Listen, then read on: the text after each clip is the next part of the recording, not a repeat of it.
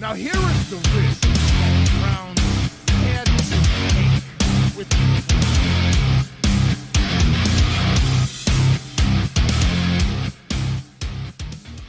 I love you, Cleveland, and I love you, Ohio, and a very pleasant welcome to this week's version of Bonus Time with Drennan here on the Big Play Sports Network. Hi, I'm Bruce Drennan. Unfortunately, Ryan Smith, my producer, is under the weather. Pat McGuire is subbing for Ryan. Called in this morning, and I could tell Pat on the phone. His voice was off. He was sick. Yeah, Ryan's sick, man, and it's tough too because with all this heat, the flu going around. But we're hoping Ryan feels better. He'll be in next week for sure. How you doing, Pat? Not too bad, honestly. I was wishing the Guards would do a little bit better. I'm a huge Guards fan, Bruce. I think you know that, obviously, but when my baseball team's not doing well, I'm not doing well either. So it's kind of really a struggle. Well, speaking of the Guards, Bob DiBiasio will be joining us for a good portion of today's show. Vice President of Public Affairs for the Cleveland Guardians, my old friend, who I participated in a charity fundraising golf outing at the Lake Club outside of Youngstown in Poland, Ohio this last weekend. John Daly, of course, was the big feature, as he is every year. I co-MC this event, and we'll be talking about that a little bit later. But unfortunately, I start the show this week on a very sad note. Personally, and a guy who was very publicly known to in certain circles, my dear, dear friend Clay Cozart has passed away. If you're not familiar with Clay, let me tell you about him. Many, many, many years ago, back in the 80s, when Tommy Embraccia and Joey Restifo, two behind-the-scenes, brilliant broadcasters, execs, they're the ones responsible for bringing me to Cleveland originally in 1978. Well, years later, Tommy bought the old 3WE, now known as WTAM Radio, and Pete Franklin, legendary Pete Franklin, was leaving Cleveland. So Tommy and Joey hired me to replace Pete Franklin. They assigned two young producers for my show. One of them was Clay Cozart, young guy, not too far out of college. And so we worked together for years. And then change of ownership occurred, and I went a different path in broadcasting. He stayed with that property, and he stayed a couple, 3 years before waking up and realizing, I don't want to do this the rest of my life, and I got to get out. And he was smart enough to get out of this racket that I've been in for all these decades. So what he did is he went back to Akron, where he's from, and he took all the tests, and he went to the academy, and he became a cop. He was a patrolman officer for years with the Akron police force, and then he was promoted to detective. He then became a Gold Star detective. He then ran for president of the Fraternal Order of Police for the Akron Force and won. He then ran again for a second term and won. Ran a third time for a third term and lost by 1 vote. He then turned his attention to a statewide position and was on the Board of Trustees for the Patrolmen's and Firefighters Union statewide organization. He won an election to earn that post. That was a part-time position. He maintained his detective status in the juvenile division of the Akron Police Force while he was serving on that statewide board. Clay had serious health problems some years ago with his lungs, so bad that he actually went into a coma for like 2 or 3 months. It was we kind of lost touch with him, and my wife Jackie and I didn't know what happened because Clay was such a good friend. In the old days, he would come over to, he's a confirmed bachelor. He's been a confirmed bachelor his whole life. He'd come over to my house for New Year's Day when all the big bowl games were on New Year's Day. That's, of course, changed. There's still a lot of them, but they're meaningless now, except for, when you have the playoffs. But in the old days, that was it. And I'd set up 3-4 televisions, not like you can get picture-in-picture now or the sophistication of the technology of television today. But and we'd have all the TVs going. But so we lost touch with him when he was ill. And one of the other detectives from the Akron Police Force called us and told me that's why. And we were ignorant. We didn't know. Well, then he recuperated. He was fine. He was functional. He won the presidency of the FOP and served those terms I described to you earlier. And just a couple of nights ago, I was actually at this outing in Youngstown, and I get to my car and I check my phone. I never take my phone on the golf course. And his brother had called me, and his brother had never called me before, so I'm saying, what's up? Did he have another relapse? And he said he passed away. He had passed away in his sleep. I guess if you got to go, that's the way to go, huh? But it was heart. And he was only 59 years old. My God, you never know, huh? So he, years later, was at our house again, confirmed that he would come to our house for Thanksgiving every year. So I'm dedicating today's show to my dear, dear friend, Detective Clay Cozart. And he will be sorely missed, not only by my wife Jackie and myself, but by not just the Akron Police Force, so many people that he touched with his humor. As a matter of fact, when he first joined the force, because of his background in broadcasting, the Akron Force made him the spokesperson when there were big crimes or controversial crimes, because he had broadcast experience, and he had that personality. Oh, Clay, you rest in peace, my man. Love you. And I'm going to miss you. Back in a minute. Now, here is the risk that Brown had to take with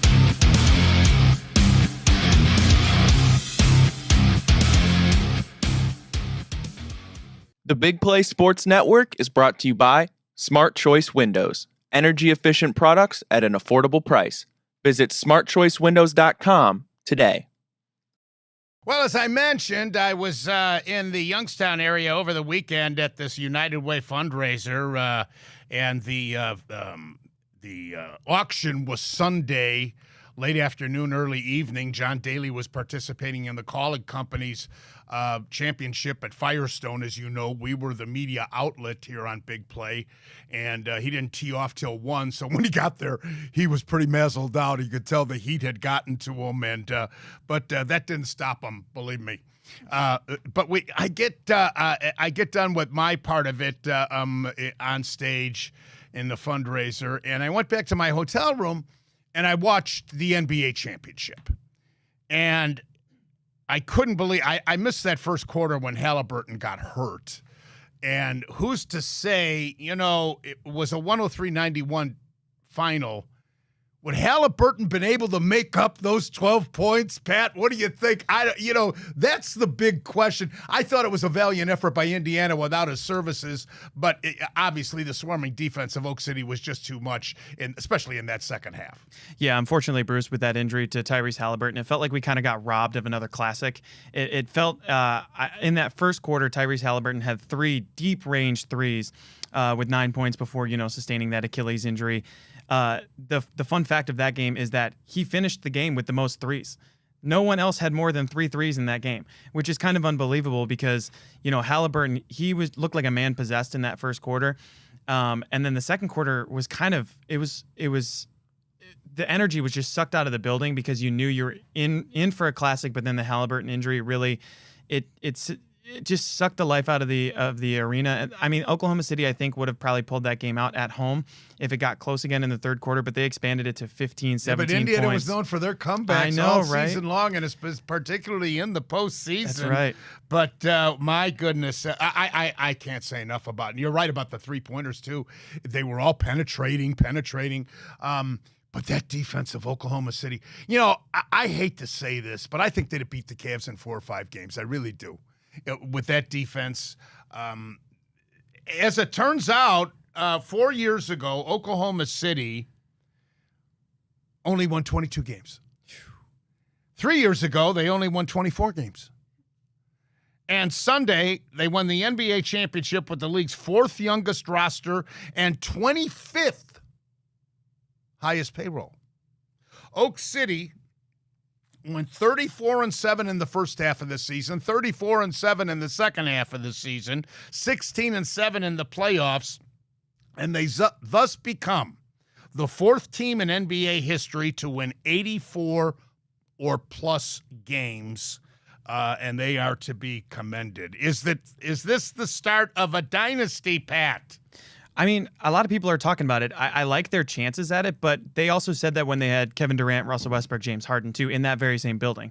So it's difficult to say. There's so much changing in the NBA lately. I think we're a little quick to use the word dynasty because of those Cavs-Warriors teams that met in the finals for 4 straight years, and the Warriors kept going on to more finals. But I don't think just yet I'm ready to crown them as a dynasty. We'll see. Now the big question is, what are the Cavs going to do if they can do anything? The NBA draft starts tonight, and we don't have a first-round pick. We've got 2 in the second round, do we not, Pat? Correct. And there's some speculation, I think it's picks number 49 and 58. There's some speculation that the Cavs could make a trade. Do you anticipate that with an Allen or Garland maybe in a package? Well, so Darius Garland's name was floated in the Kevin Durant trade, which we'll get to in a little bit, I'm sure, but I don't think I'll see anything happening tonight unless they, move those 2 picks for a future pick. I don't really see any big personnel moves tonight happening, but we said that in the lead up to the last couple days here before, the Kevin Durant trade. The Celtics made a bunch of moves too, so you never know what can happen in the NBA. Well, there's mock draft after mock draft you can reference, but I keep seeing the name at 49 of this Javon Small, 6'1", 190-pound point guard out of West Virginia. It could be a fit for the Cavs, particularly if Garland is moved. At the 58th pick, I keep seeing a name. He's a power forward out of Spain. I'll butcher this for sure. Izan Almanza, I guess, 6'9", 220 pounds out of Spain. But who knows? So we shall see. We know this. Cooper Flagg is going number 1 out of Duke. The question is, are his other 2 teammates going to go in the top 10, which is a very real possibility. Knipple and the big center, what's his name, Maluak. 7'1". He's going to be attractive to a lot of teams, especially if they need the pivot position addressed. But we'll see. Of course, you mentioned, Pat, the Durant trade. I don't know. Was that a big shock? You know how Durant moves around so much, and all these NBA superstars, it's like they can dictate policy where they want to go, and they get their wish. Yeah, that's the thing. A guy like Kevin Durant it's so disappointing because he wasn't really a diva when he was in Oklahoma City. I was kind of rooting for that team in, 2012 or 13 against the Heat in that finals. But he just gets to dictate where he wants to go these days because of his contract, because of, the aura around his name and everything. But Houston, I mean, is it really that much better than Phoenix? Because Phoenix were a bunch of paper tigers, in my opinion, as well. Right. Houston, they played pretty well, but you send out Jalen Green, who I thought had some talent. I wasn't huge on him, but I don't think that makes them immediate NBA Finals, favorites or contenders necessarily. You're not old enough to see all these guys, but I contend, in no set order, the greatest players of all time, you got to talk about Jordan, Jabbar, James, Magic Johnson, maybe Kobe Bryant. I think you have to put Durant in that category, even though his career isn't over yet. Same with James, of course, but we know James. But I think you got to put Durant up there, too. I think so too, because I think people want to scream recency bias a lot of times with Kevin Durant, but I know what I watched too. Like, he was a filthy scorer. I mean, absolutely at will. It's different from Stephen Curry too, because people want to shoehorn Stephen Curry into that conversation too of greatest of all time. He's one of the greatest shooters of all time, but he's kind of in the Reggie Miller sort of avenue with that. Kevin Durant could score from anywhere. He was a person you could build a team around. Yeah, he had a great three-point shot. He's always had a great three-point shot. He developed that in his NBA career. All right, so we shall see what happens with our Cavs. They got to do something because of this apron and the dilemma that they find themselves in, unfortunately, with the salary cap. But we shall see. The NBA draft begins this evening as the NBA season ended Sunday night with Oklahoma City being crowned as the champion. Bob DiBiasio, Vice President of the Guardians, joins us next on Bonus Time with Drennan. Big play. Now here is the risk that the Browns had to take with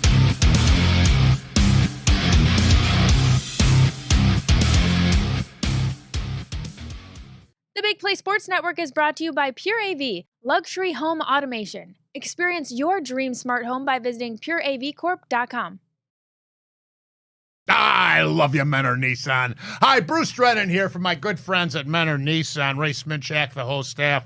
As you know, I've been doing a lot of our shows down in Florida, just returned. Great to be back on the home confines of our beautiful studios here at Burke Lakefront Airport for Big Play. But I got to tell you, I drove my Nissan Rogue from Menor Nissan down to Florida, had the rack up on top with extra luggage. It was absolutely the most splendid, beautiful ride. Just as smooth as could be. My wife also drives a Rogue. We rotated driving down there and back, but I just can't recommend it any more so to you. Get on out there, test drive a Rogue or a Murano or any of the other great products that they have out there at Menor Nissan. Don't forget, they're now in partnership with Infinity of Akron and Infinity of Beechwood. Check those great vehicles out as well. Service department is absolutely fantastic. Went back to the dealership to get maintenance after that long drive down there and back.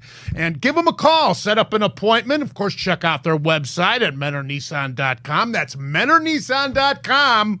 I love you, Menor Nissan. Bob DiBiasio, Vice President of Public Affairs for the Cleveland Guardians. My old pal joins us. Bob, how you doing?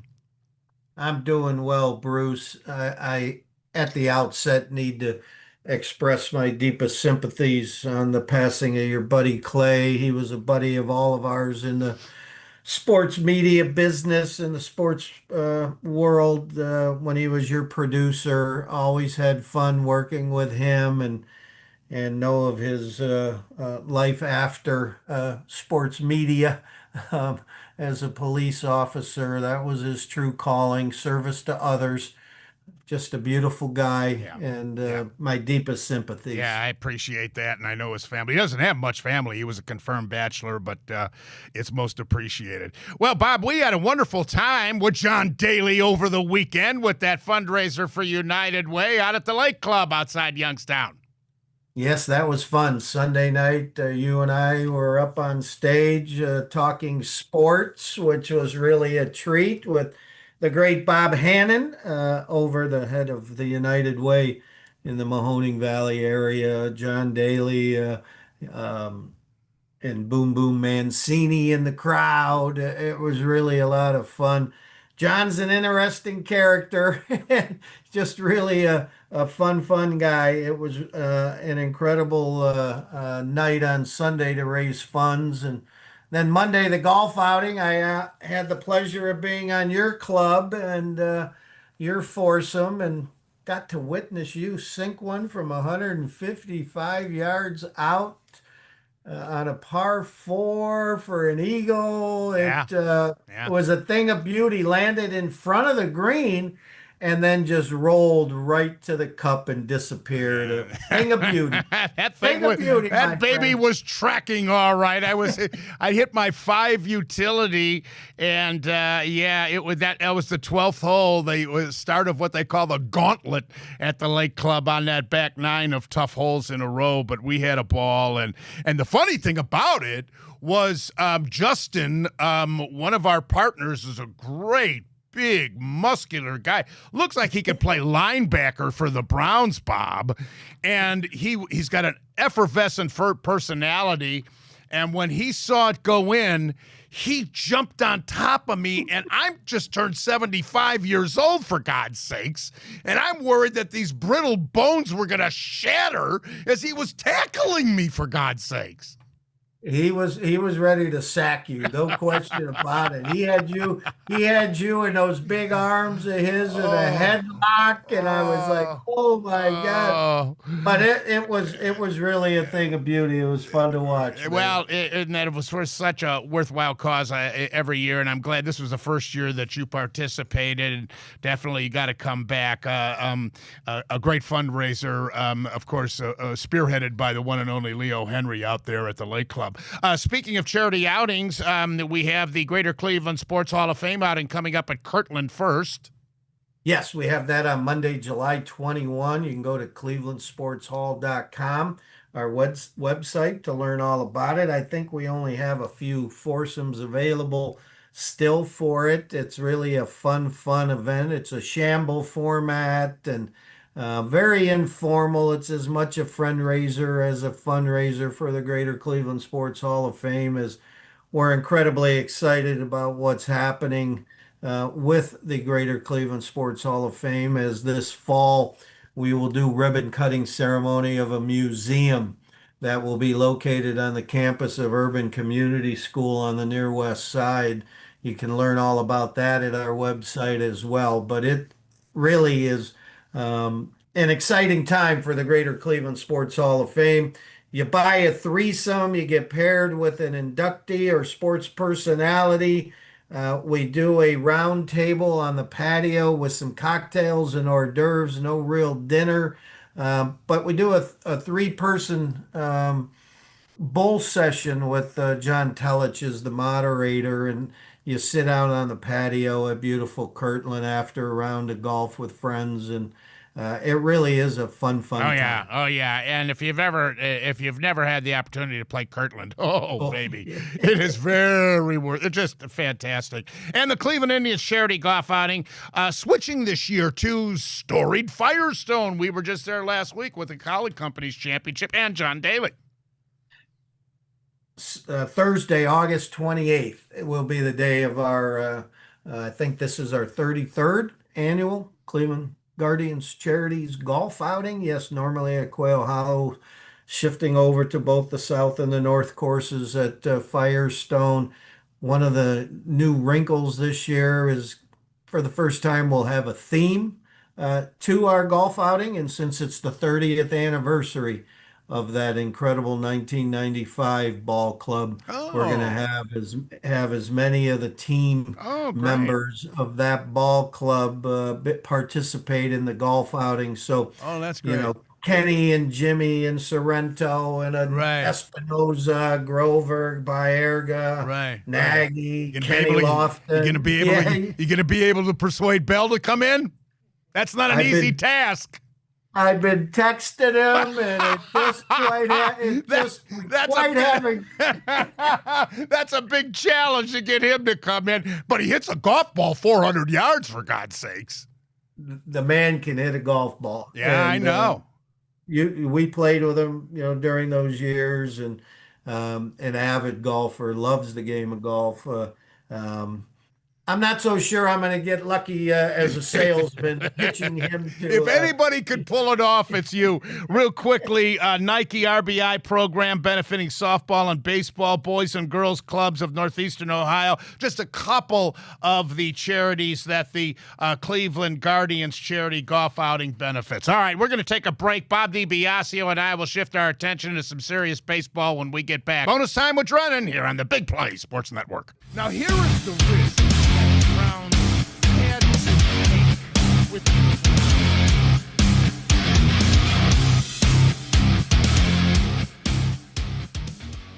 The Big Play Sports Network is brought to you by Fairway Ford, the largest inventory of new Ford trucks, the lowest pricing, and same hometown level of service. Visit fairwayfordohio.com today. All right, Bob DiBiasio, VP of the Guardians, with us here today. And 10-6 loss to Toronto in the opening game of the series. We, of course, our studios at Big Play are down here at Burke Lakefront, and we're looking at the Air Canada airplane that they fly in, the Blue Jays, that is. You know, we talked about this at the when we were on stage at the golf outing, the fundraiser the other night, Bob. Antonetti, Chernoff, the organization has to determine between now and I think the All-Star break whether we're going to be buyers or sellers, but the schedule is not easy, that's for sure. No question. You know, every time the season rolls around to the trading deadline, it's a intense poker game that the general managers have to play. First and foremost, an eye on today with an eye on the future, how you want to build your baseball team. Once you get to the All-Star game, you look and you see where do you sit. And if we did that today, we're one game over 500 and we're 9.5 back of the first team to get to 50 wins this year, the Detroit Tigers, who are having a terrific season. So we're just not playing crisp baseball like we did a year ago. We're not hitting with runners in scoring position as consistent. Yeah, as consistently as we were a year ago. Our bullpen's not perfect. It's still pretty darn good, but it's not perfect like it was last year. So yeah, it's going to be very interesting to see how our guys navigate through the trading deadline. Well, you know, in the month of June, we're below the 500 mark, but I looked at it this morning in preparation for my chit-chat with you, Bob. Do you know that only 2 games of all the games we've played in the month of June have we scored more than 4 runs, whether it was a win or a loss? We won a game by scoring 11. We lost a game by scoring 6. That was just last night to Toronto. Right. All the other games were wins or losses, with the Guardians only scoring no runs, or 1 run, 2 runs, 3 runs, or 4 runs. You can't win a championship that way. You have to. For us, we have to score at least 4. If you look at the statistics, you know, we score 4 or more, normally we win. 90% of the time we win. And we just haven't been able to put a consistent offense together. That's been probably one of the most frustrating aspects to the season. And we talked about it just a second ago. You talk about our offense, and then you talk about clutch hitting. Boy, last year we were incredibly consistent. When there were, you know, less than 2 outs, a guy on third, that guy scored all the time. We're not quite there this year, and that's really been difficult for us to sustain any long-term winning. You know, earlier in the year in May, I think we went through a stretch where we won 12 out of 16, and then we turn around and we only win 5 out of 15. And mostly due to the fact that we just couldn't generate the kind of offense that you need, even against this incredible pitching that is dominant in today's Major League Baseball. Well, you know, Thomas, 165. He had a nice one last night. Fry, 139. Manzardo, 220, even though he's got power. Santana, 240. Arias, 228. Schneemann, 232. Rodriguez, 161. Martinez, 241.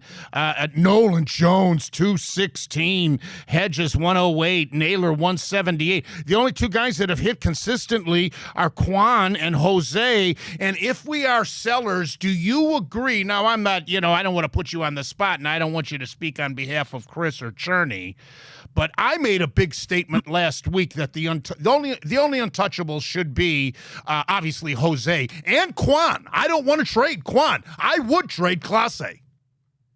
Interesting how you would go about doing that.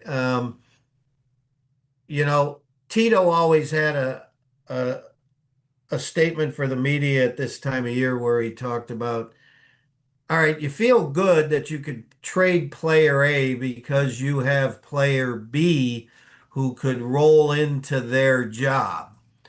Well, who do you replace player B with to stay consistent and a winning team? So there's a domino effect. So make the right trade, of course, I think any GM will tell you that if they feel that what they're receiving in return makes sense in making a deal, then they go ahead and do so. Um, I just don't know if we're ready to break up this baseball team. Um, Well, you got a few weeks. is it a bad month of June that has really derailed us when we played 6, 7 months of really good baseball last year and won 17 games in April and Yeah, played around, so I that's where the poker understand. game comes in. The division is far fetched to think that the Guards can win it. So it's wild card time, and with the Cubs, Detroit, Houston before the All-Star break, and the wild card. There's so many candidates for the wild card. It's tough to make up ground if you do fall away. But here's my point. If indeed we get into a seller mode, if the front office decides to sell, we've got a whole bunch of really hot prospects. Juan Brito, DeLauder, Kifus, Messick, Alleman. All these guys appear to be major league ready or certainly deserve a shot to get their feet wet. Yeah, Messick's an interesting pitcher. Somebody for people to circle and look at down in the minor leagues. Chase DeLauder is such an interesting player at the moment. A guy with such power in his bat. That problem is he just hasn't played enough consistently because he's been unfortunately beset by injury. So where do you, as a baseball operations group, determine he's had enough consistent at bats at the AAA level to bring him to the big leagues? That's always one of the more difficult aspects of the player development aspect of everything is what's best for the young man. Tito, again, I bring up Tito again, but he always would say 1,500 at bats in the minor leagues. Kids, and DeLauder's nowhere near that.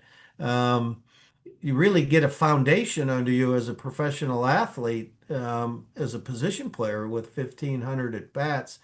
So it's going to be interesting to see, again, where do we go? This was not the way we thought this season would be. No, certainly not. And so where do you go? Yeah. All to be determined in really the next 3 weeks, that's for sure. Let's take a break. We'll come back with more with Bobby D. Bonus time with Drennan here on the Big Play Sports Network. Now, here is the risk that Brown had to take with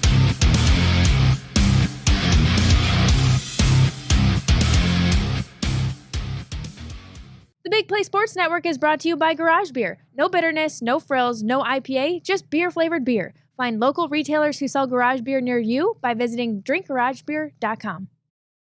I want to go with Bobby D in a different direction around all around baseball. But before we get off of the Guardians, we were talking off stage the other day at the golf outing, Bob.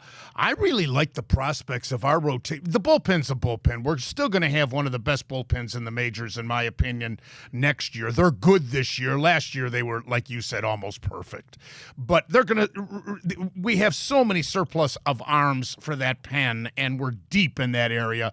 The Guardians are going to have a great pen again next year. But I really look at that starting rotation with optimism, because if Bieber is healthy, if he is, you've got Bybee and Williams now with more experience as major league pitchers. Ortiz with the 10 strikeouts the other day. I haven't given up on Allen, and this Ciccone really excites me. We've got him locked up to 2030. And fans should remember, this is who we got for Josh Naylor. Slade Ciccone, feel bad for him in one sense that he, got derailed in spring training with an injury. And so he starts the season with a rehab assignment and then almost has spring training in the big leagues, his first number of starts, just to get his, legs under him and the foundation that you need to consistently win up here in the big leagues, and then all of a sudden, once he got comfortable and feeling good, he has shown that he can be a top of the rotation kind of guy. Then you talk about Luis Ortiz. That guy's electric. That guy can throw 97, 98 all into the strike zone. Again, consistency for any starting pitcher is what's most important. And especially this year, we're asking more of our guys to go deeper so that we didn't put the pressure on the bullpen to pitch more every day. But I, like you, think we're sitting in a pretty good spot when it comes to our rotation. Gavin Williams has stepped up, a big horse of a guy, and Tanner Bybee always is an incredible competitor on the mound, who we signed to a multi-year No, deal. So, no, there's no substitute for experience in the big leagues too, and they're going to have. That's why I think next year, what is the status of Bieber? He had a little hiccup, but now he's back in the groove and the rehab. What are we looking after the break sometime? Optimistically in July. yeah, I would say if he gets 4 starts, um, it's those 4 days in between starts where uh, a pitcher on the rehab coming off Tommy John is going to tell our staff, the training staff, the pitching coaches, how he's feeling. What do we need to do to help strengthen his shoulder and his arm to make sure that he can make that next start? And then how does he react after the start in the 4 days, where he's in bullpen work? Right. And so a lot of people are thinking that it's 4 starts is the norm for this scenario. It's the way it's been the last decade or more. Is you really want a guy to pitch 4, then sit for 4 days, and we'll see. But he's feeling good, and he's going to Good. be back performing. Good. Are you surprised by the Devers trade? That was just such an from afar. I don't know anything internally, don't have any contacts at the Red Sox that share anything. So when a player that is signed to a multi-year deal uh, that was the face of your franchise, obviously things happened where they just weren't comfortable on either side. And so what's the best thing to do? Try to make the best deal you possibly Well, can. it started with Bregman. It started with Bregman. Well, the Giants are sitting there trying to fight the Dodgers and the Padres, Right. And they needed some offense and were willing to take on that huge contract, Right. And they gave up a very good young pitcher in that Harrison. That kid's got great potential. Hicks, it could go either way. He was good with St. Louis, but I think that icing on the cake there was Casas. When he got hurt for Boston, the Red Sox asked Devers to play first, and he said, "Screw you," because he still wanted to play third base. With when Bregman was acquired. But right. it'll be interesting to see. And I think Betts is already in a comfort mode in that National League West. Here in the American League, the Yankees have come down to earth of late. Tampa Bay, how the heck does Tampa Bay every single year, Bob? It's unbelievable. It's funny. We've talked about it before, Bruce. Last 12 years, the Cleveland Guardians have the 3rd most wins in all of baseball. Only the Dodgers and Yankees have more wins than us over the last 12 years. Number 4 is the cheating Houston Astros.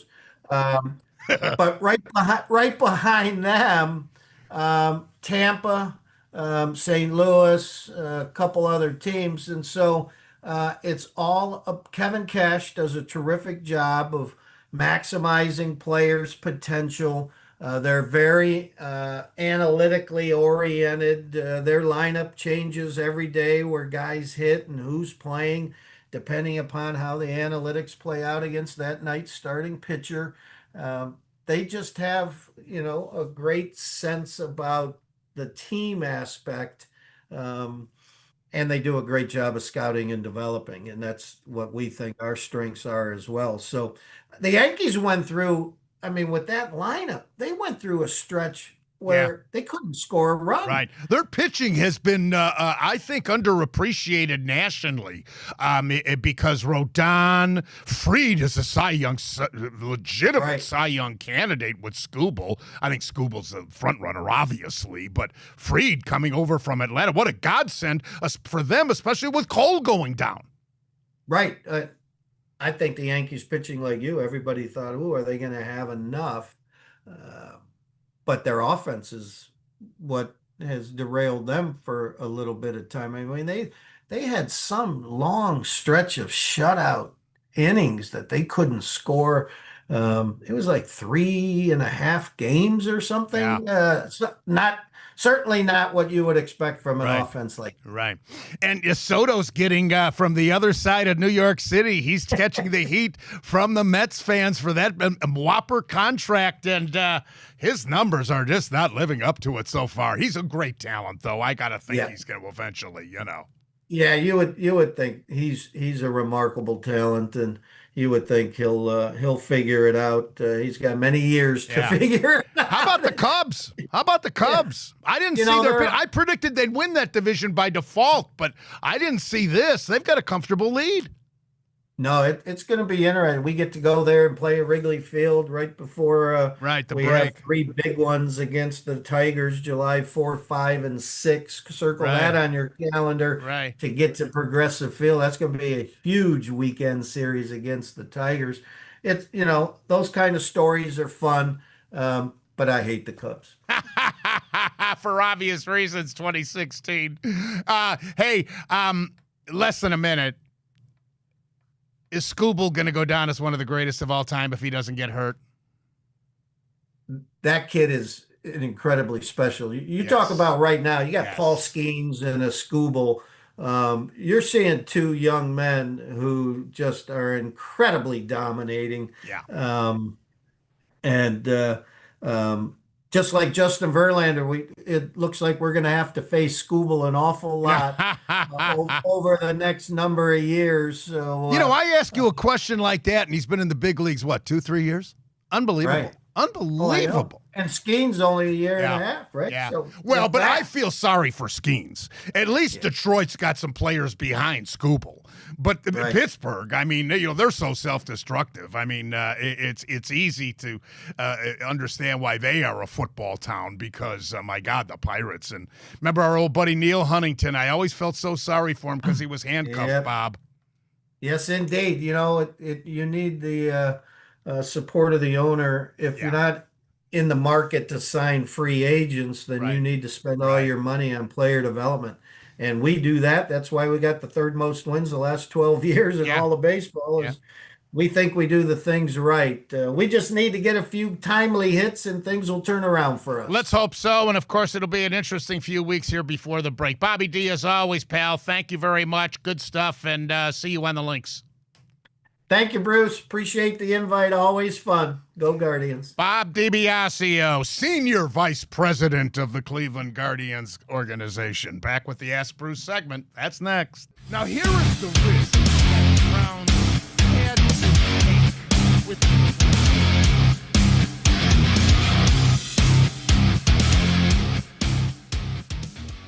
The Big Play Sports Network is brought to you by Infinity. Luxury experiences for those who dare to be different. Visit infinityofbeechwood.com today. Ask Bruce segment. All right, Pat, take it away.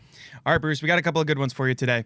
We got leading off. We're talking a lot of guards today with the righty-lefty theory, the platoon advantage that they talk about in baseball. Do you think it's getting overblown? And do you think Guardians manager Stephen Vogt is platooning too many young bats and not getting them the at bats? Well, the idea at the beginning of the season was Jones and John Kenzie Noel to rotate right, and I really was excited about that because of the power and the second chance for Nolan Jones. Who started this platooning was the late great Earl Weaver when he was manager of the Baltimore Orioles, and he was really criticized for it, but he made it work. My goodness, did he win a lot of games as the skipper of that ball club? So I think he revolutionized the game in that respect.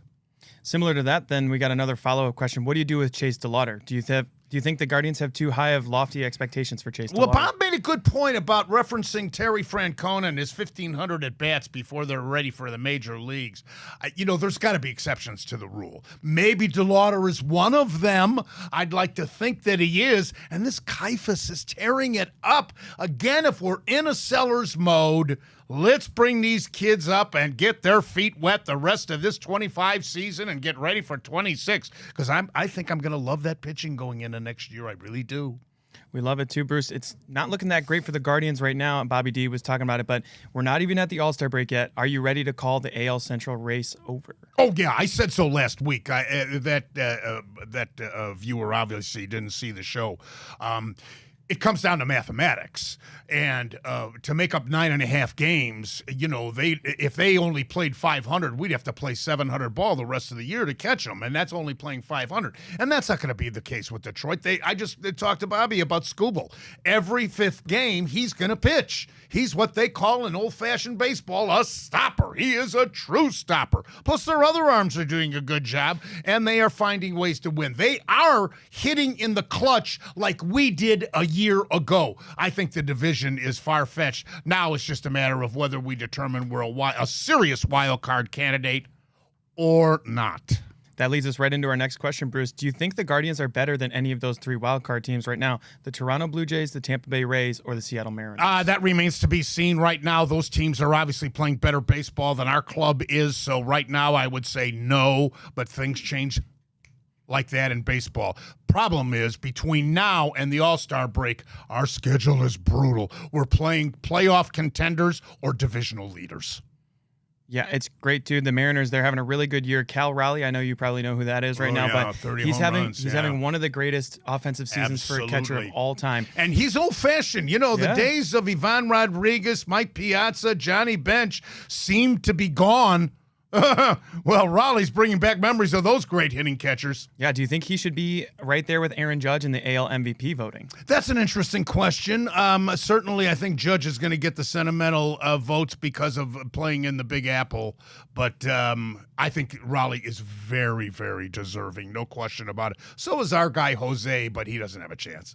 All right, last one, Bruce, and this one actually comes from my dad. So did you happen to see the Travelers Championship this past weekend with Tommy Fleetwood? No, I heard about it because I was in Youngstown with the other event. It's a tough one. So he bogeyed 18. Yeah. Tommy Fleetwood has been a really hard luck second place type guy all of his career. He's right. came in, 54 hole leads in the Open Championship, which will be coming up pretty soon here at Royal Portrush. Do you think Tommy Fleetwood is one of the best to have never won the big one?